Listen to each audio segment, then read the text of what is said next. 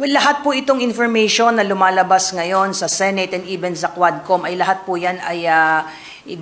dinokomento na po natin at lahat po ng revelation in fact ay ina-actionan po ng PNP doon sa latest po na revelation at if you monitored po yung mga statements po ng ating dating pangulo, again with due respect sa ating dating pangulo, ay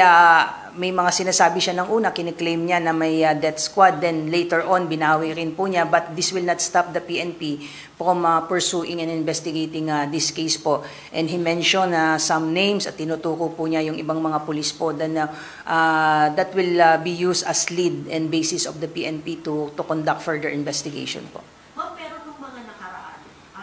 may naimbestigahan na ba kayo ng mga parang mga murder o homicide cases na inu-connect dito sa DBS? Na DBS ang natutumbok na mga sa may instruction na pong binigay ang ating Chief PNP, pina-extract na po niya yung mga unsolved cases reported, particularly doon sa mga sinatawag na mga drug-related deaths po na sinasabing may involvement, not only limited doon sa sinasabing possible involvement ng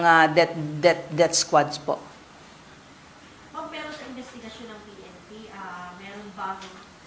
lumulutang na may pulis nga na member itong DBS? Intayin po natin, ma'am, kung ano yung kakalabasan po ng investigation. It's too early for me to say na meron pong mga pulis. But kung meron man po na madidig up po tayo na mga involvement po ng pulis, ang sabi po ng ating Chief PNP, katulad ng sinasabi niya, no sacred cow. In fact, may mga series of meetings na pong nag-start po to come up with a investigative efforts po to really come up with a credible and